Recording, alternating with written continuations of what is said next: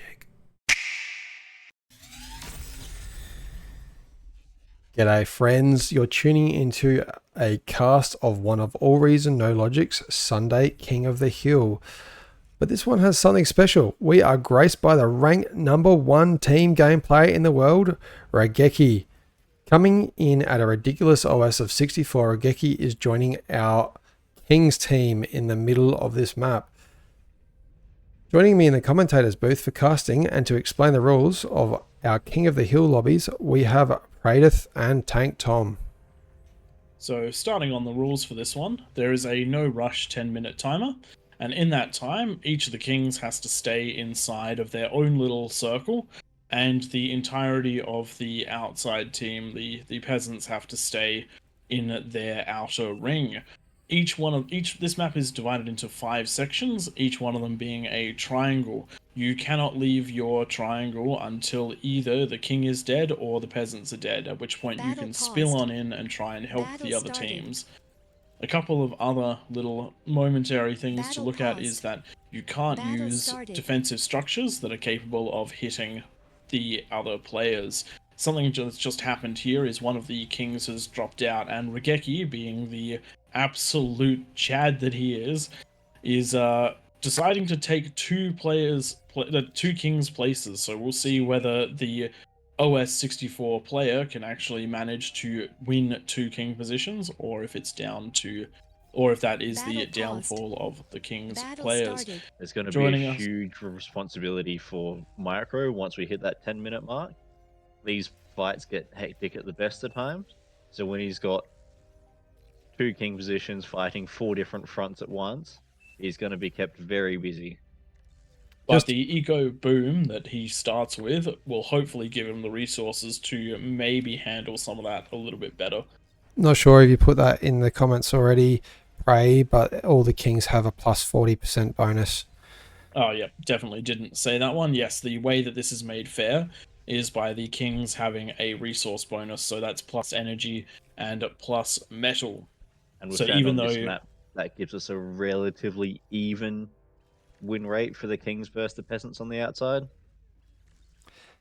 We'll put in the comments that I started out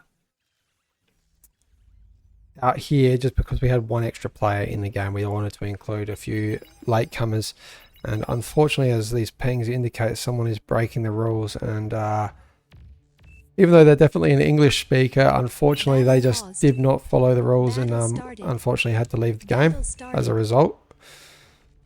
And we did give them plenty of opportunities to not do anything, to pull these units out without them dealing damage, but they were completely unable to after 3 pauses. So the units were just pulled and the player was kicked. One of the things that we have to rely on when we do these game types is honor rules. There is no settings that let us do this in any easy way. Maybe if a dev is listening in or watching, maybe that's something you can look into. Can we create some odd polygon shapes for these start boxes so that we can shout out to our community though. They do a fantastic job of policing this. And they know most of the stuff we ourselves miss, but our community does a great job of holding each other accountable. The whole point of these games is for fun, and that's one of the things we try to foster in the AllReasonNoLogic community.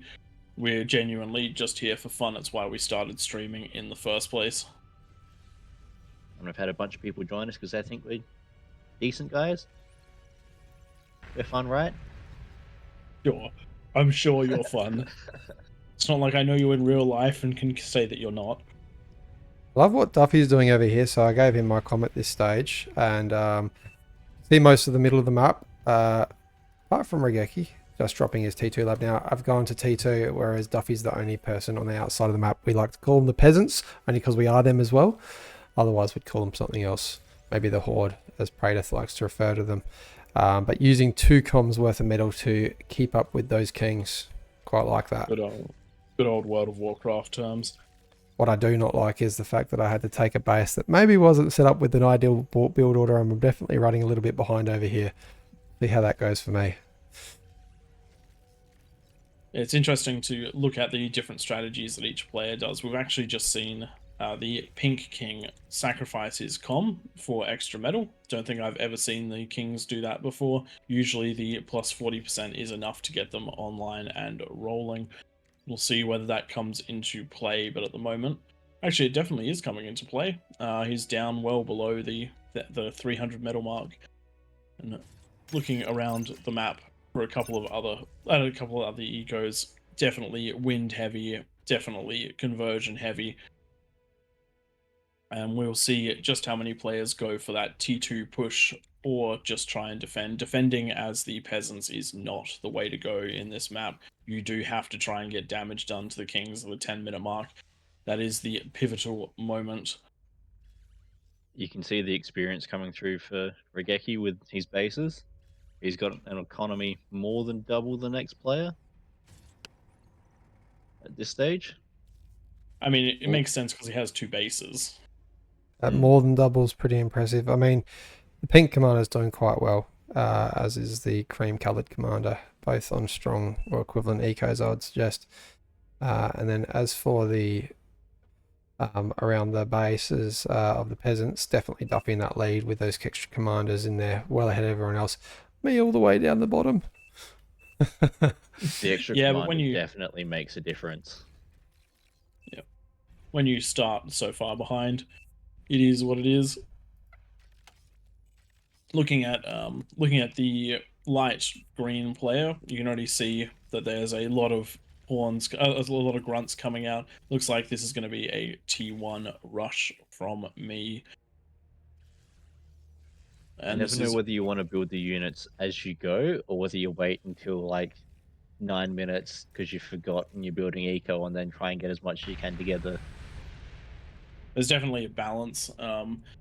This game, I'd say that I went to units a little bit too early, but my objective was to try and crush what was going to be the biggest obstacle in the game, which is Raigeki with 2 ecos, just needing to get units in there and hoping that with 2 bases he'll be unable to defend based on the pushes coming out of other players. So far at this stage of the game, with 3 minutes left, you can see with the commander down for pink there, we know that Raigeki is over here, and we deduce that he's also in this position because we knew he took 2 bases, and then we've got the red and the cream down the bottom here. So we're trying to figure out where Raigeki's going to. I think we were talking at the time, which of Raigeki's bases is going to defend and which one's going to attack. And we were sort of hoping that neither of them would have defenses. As you can see up in my base, we've got a radar tower coming down. This is the point where we're going to discover which base is Raigeki's second base, because it's going to spot the yellow dots, because there is not a we don't have anything on which shields the colors. Small going into the only vehicle base in the center. Even around that entire map, I don't think I saw any vehicles anywhere else. And we do also want to put out there that here's our vehicles, KIA. There were vehicles were turned. The air was turned off. Yep, vehicles on this map are very, very slow. They slow down your economy so much in the early phases, just because of the additional cost of the construction vehicles, the lab. It's actually crazy how a few hundred metal in the early game actually translates to the 10-minute mark. So that's why that 20 or 30 seconds behind early, so that the ramp starts later. And you've only got 10 minutes to get it going. And the 10-minute mark really is so critical in this game type. The damage dealt at the 10-minute mark is what sets the stage for the game. It's not impossible for a comeback, but if you don't do enough damage to the kings, they definitely can start pulling ahead. Particularly here, where there's so much open room and close proximity, unlike Throne, where there's the opportunity for the peasants to absolutely massively outscale the high ground players. Looks like we've got mostly T1 armies ready to attack from the peasants. Some T2 coming up. I do myself at this stage of the game with 45 seconds left. Thought I've stuffed up going into T2 having such a late start. But I did have some confidence because Black Death did have such a big pawn army there. If only you and I had been in swapped locations, my pawn army would be heading into a couple of LLTs as compared to what looks like a lot of LLTs and ticks. Indeed. I think at this stage here, I was very impressed by Raigeki just looking at this. Like, he's almost gone into identical. We've got fusion in each base. We've got T2 in each base, and we've got T1, two T1 labs in each base. Almost an identical build across both. Same win, same amount of conversion roughly in each base. Very nicely done. One of the things you've definitely got to do in that situation is just play on what you know and don't try and do anything fancy. And this 10 is minutes. the 10-minute mark, and we've got the ticks rushing across from the purple base. Those should be the first to hit, though they are stopping a little early, which will allow for some extra time for the cream player to prepare. And right now we have the crashing of all of my pawns. Unfortunately, they're getting stuck on the ticks. Fantastic little play, delaying my units for just a little while. They do push through the LLTs, but so much damage has been done. A couple of welders absolutely annihilating those. And even though I'm going to get some wind here, just not enough. Black Death getting a little bit of trouble with welders and snipers. I did come and sneak those snipers as soon as I heard them shooting. I should have pulled back at this stage. Taken out very easily, but Black Death committing. I think does a little Similar bit of damage. problem, those welders just taking their toll. So much damage done. But it does look like the defenses weren't quite as established here, and Raigeki was not able to pull the ticks in the way, and so we do have a lot more units getting through, but reasonably similar amount of damage done. These last couple of pawns just closing out one of these wind fields. It is great to see this level of player 64 running out of a little bit of APM there. So he is human. Just getting a few ticks stationary in your base, but now coming online and getting picked on a little bit there. Looking around the map, Small being attacked by a bunch of fiends from Tank Tom. Quite a bit of damage there. Yeah, once you get those fiends inside the defensive towers, they wreak absolute havoc in a base. I like Duffy's use of the, what are they called again? They were close. And I did send a sneaky switcher into the middle of the map because I figured that everyone would be very busy. And I just want to point out, we'll be a little bit greedy here, whilst Small's base is being ravaged, we did have a pause come up shortly, which really hurt because in that time Raigeki picked that my commander was sneaking into the base and unfortunately took me out. In the post-game chat, he actually mentioned how much that changed the outcome for him. He hadn't seen it until that pause. So right now, myself, I've been taken out mostly by Raigeki, and we have Small also mostly taken out one of the kings, as well as the purple and green player hounding on in heavily to the Cream King and using a comm explosion to take out a lot of the base. Nice play by Ollie. Oh, sorry, that was B-bomb. Ollie down here. Looking down at the Pink King, managing to get a lot of damage into the Lilac player, absolutely taking them off the map. Now only one peasant left to destroy, and Raigeki removing the blue player, so he will soon be able to spill out into the rest of the map. So yeah, as Prey stated at the start, now that this triangle here has been taken out, Raigeki is now allowed to take this army and units from this base anywhere he wants. Similarly, in the bottom triangle, the purple and the blue player are allowed to take their units out and start attacking in other bases too, though it doesn't look like they have the units to do that just yet, and so that slow push might let the kings stabilize. Raigeki just too powerful for me, and coming down at this stage. Slow takeout with the welders, not enough to defend there. Going for the Control D so that he is unable to get the reclaim on those buildings and unable to res them. Something to always remember, that Control D when you know your base is lost. hand over all your economy over to, the metal in the bank up the top using your sliders down next to some other players, and donate to the player that would most benefit from that economy, and then control D your stuff so that a reclaim can't happen. Black Death with another pawn raid. I'm loving his aggression in this game. And manages to get in knowing that the defenses are absolutely shot to pieces. Manages to take out more of that wind. Every little bit is going to count in this battle. At the moment, the economies are actually relatively even if there wasn't any reclaim going on. And it looks like I'm just about to be finished off by Raigeki, and he will then properly leave his circle. And Small, deciding to change positions, come and hang out with his mate up on the hills of the north. Escaping with the comm was a stroke of luck, but a very, very good one. Could give him the opportunity to break on through. With this area up here, 1 extra player's worth of micro to take on all of the to help build up the macro of the team will certainly help. This here demonstrates the importance of the welders. These snipers are definitely weak against ticks, but with the firepower of the welders, able to keep these ticks at bay. At least at bay for a little while. They will eventually punch on through because there are snipers taking out the welders, and now the ticks are trying to fight. And now the ticks are fighting inside and that's the something sniper to keep line. in mind with any composition you've got. Having something that can deal with some sort of spam as well as your high damage units.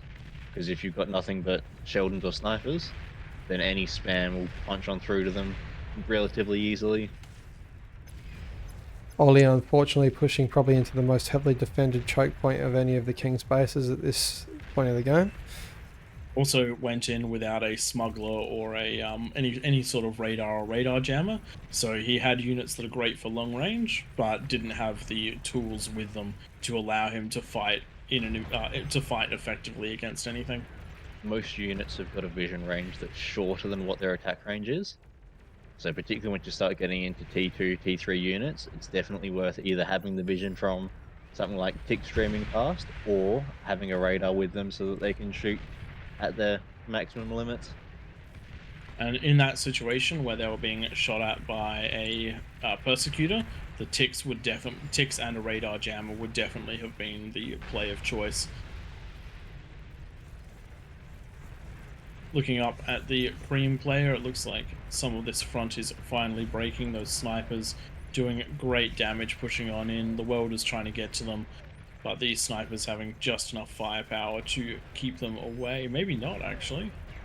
Very slow fire rate, not enough snipers, and that's because a lot of the force is being pulled off to deal with Raigeki, who is now pouring on into what is one of the stronger remaining peasant sides, and the defense is absolutely crumbling to 21 snipers.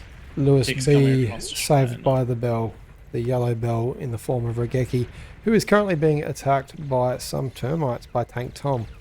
A nice last-ditched effort at taking out the biggest economy on the map, doing some heavy damage there.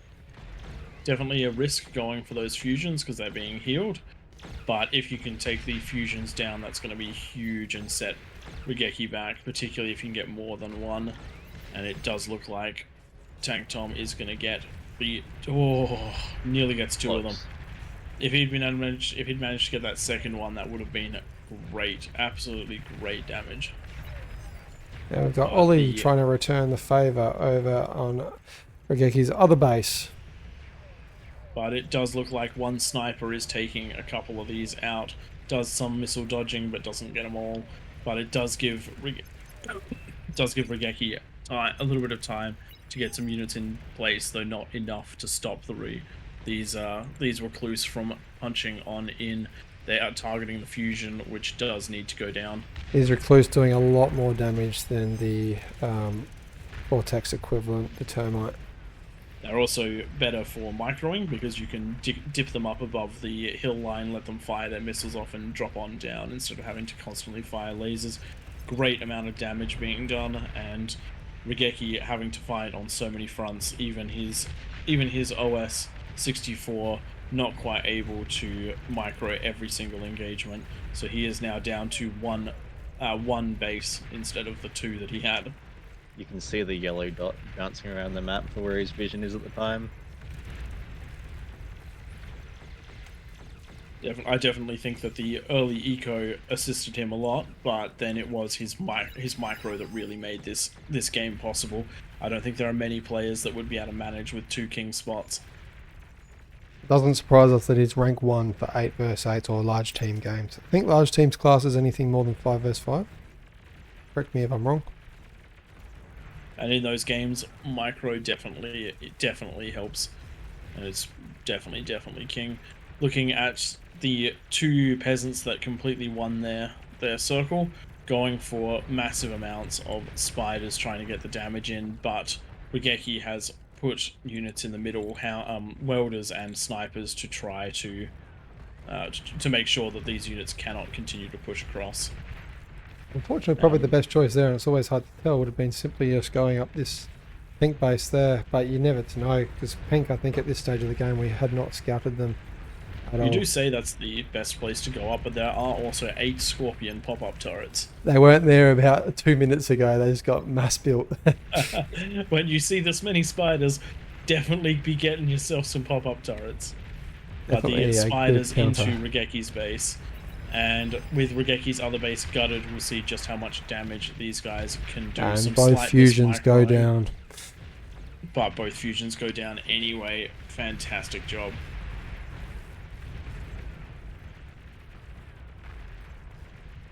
Unfortunately, B-Bomb's base going down. A significant eco advantage, and having so much of the map to himself, he'll make the most of that. And at this point, it is 3 kings versus... it's 3 kings versus 3 players. And that is not a position you want to be in as the players. Tank Tom admirably holding down his side with the fiends. But there is just so much coming in that even with all of them, damage is being done to the base, chipping it away. The Bumba with the only Juno on the map from what I saw, sending that off and stopping the tick spam out of... actually, there was no tick spam in this base. I don't know why it got sent there. We definitely should have sent some Junos towards Raigeki, who relied on them quite heavily at taking away that firepower from bulk of our armies. Actually, speaking of, if I'd been able to put a Juno into those ticks that started my fight with Raigeki, that might have been a huge difference. Unfortunately, though, not supposed to target the enemy bases with structures. I think the Juno is one of the only exceptions that we semi-allow, because it's one of the only ways that the peasants can deal with mass tick spam. Maybe we're going to decide the rule on that. Can you do it in the base, or do you do it in just the path of travel of those? We'll have to decide on that rule. If anyone wants to suggest some rules for our King of the Hill, please jump on the Discord. The link's in the description. Also, if you happen to have played a series of StarCraft 2 mod game modes that you think can be implemented in Beyond All Reason, if you've got some ideas for those, definitely let us know, because one of the reasons we do Sunday is just to find weird and wacky things we can achieve. Down to the final 2 bases, Ollie and Babumba. Our last 2 peasants. The king's proving too powerful. All Praetor's fault, because he didn't build a Juno, as he just admitted. Yep, 100% my fault. My failed attack on Raigeki allowed him to take over the game, and because I invested so heavily into that attack, I was completely unable to defend my base, so we're going to chalk this one down to a Praetor loss, not a Raigeki win. No, definitely. Like with all of these games, you have to commit to something, and you can never guarantee whether what you've committed to is actually going to work until you roll the dice and find out. And if you really think about it, Bar is down to a very complicated game of rock, paper, scissors. What beats it also what? has some RNG in it. It's units can miss shots. They do have turning circles. There is terrain. There is some terrain shenanigans. But yes, it is that just makes it more of a rock, paper, Scissors Lizard Spock than anything else. That a Big Bang reference? It is. Terrible show, by the way.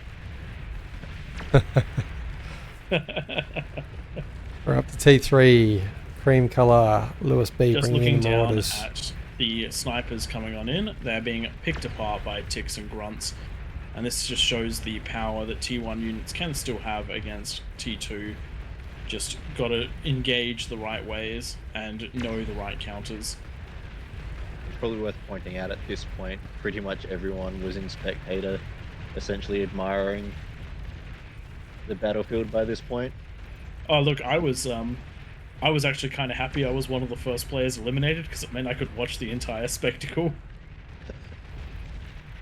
And it is fun watching these high APM players. Speaking of that, what's he at? 80 actions per minute, ridiculous. So slow. Come on, get up there with the StarCraft pros. 300 APM or nothing. I don't think I've seen 100 APM on bar before. It plays a little I don't different. think I have either. Great defense out of Alexei, but there is only so much that you can do with this much pouring in on you, and a lot of the eco scaling has stopped for these players in favor of just units, and it looks like the first section has broken down to these Sheldons on the left, and on the right hand side the snipers are finally in numbers enough with tick support enough to punch on through. That is all the comms dead, and a GG. Great play out of the Kings game, out of the Kings from this one, and phenomenal out of Raigeki. I cannot believe that he managed to take on two triangles and win them both. Phenomenal play. And thank you to all that joined into this game and all our other games on Sunday nights. We thoroughly do enjoy them. Make sure you guys join in. We're always looking for new players to participate and enjoy the fun. If you look at the quick look at the graph, sorry, and you can see obviously Raigeki with 2 bases there, hit on everyone, but very commendable by Lewis B, coming in at OS 42, much higher than all of us as well. Very dominant player. Definitely one of the interesting things to note, looking at the metal produced, Raigeki produced 305,000 metal, which is essentially half of the red teams and 75% of the blue team's eco. Definitely helped having those 2 bases to start with, but it takes an absolutely incredible player to be able to handle the micro and the macro at the same time in that situation. Cannot thank him enough for joining in the lobby. It was an absolute blast. On that note, make sure you hit that like and subscribe. We're here to stay and keep providing you guys entertainment whilst you enjoy it. And if you have any replays or want to join in our cast, once again, that link is down in the description below. We hope to see you next time. Thanks everyone for watching, and we'll catch you next time. See ya.